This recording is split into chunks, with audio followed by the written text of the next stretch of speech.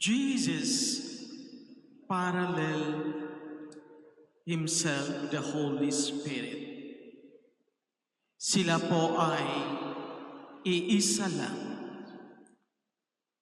Tayo, maniniwala tayo sa dogma na Triune God, Ama at Anak at Espiritu Santo.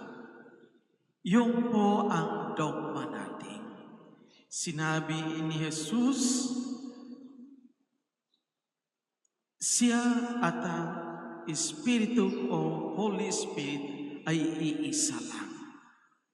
Ang darating ng banal na Espiritu, gagabayan din niya ang mga tao. Gagabayan din tayo lahat. Kaya nga sinabi ni Jesus, it is good for you that I go. Kung hindi ako pupunta, hindi darating ang banal na Espiritu. Ngayon darating ang linggo ay ipinagdiriwang natin ang pag-akyat ni Jesus sa langit o ascension of Jesus to heaven. Ang liturhiya at ang salita ng Diyos ay patuloy na nagpaalala sa ating tungkol sa presensya ng banal na Espiritu or Holy Spirit. Ibinigay sa ating ni Jesus ang papel ng banal na Espiritu sa ating buhay. Ang papel ng Espiritu ay ginagabayan natin. Baguhin ang ating buhay. Si Jesus ay physical na hindi kasama natin.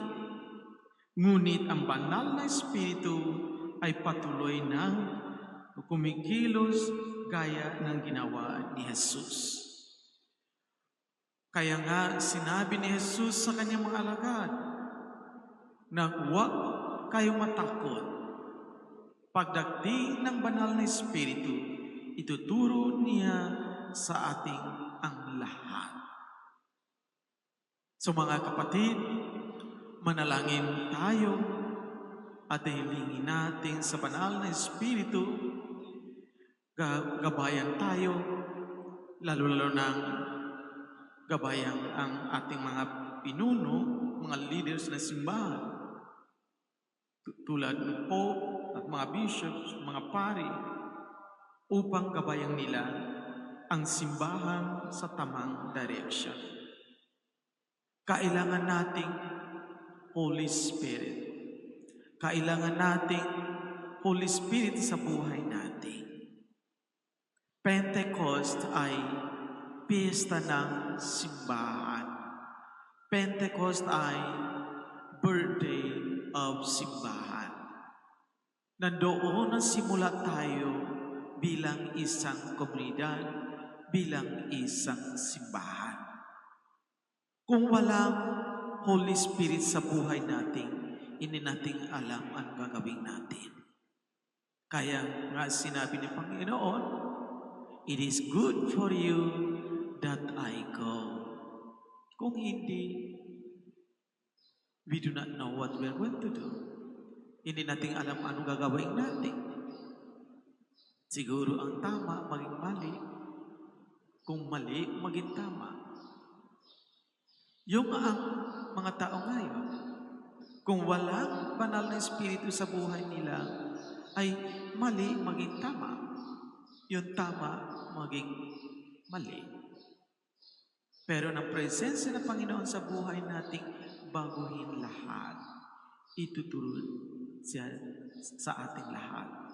Baguhin ang buhay natin, baguhin ang isip natin dahil na presensya ng banal na Espiritu.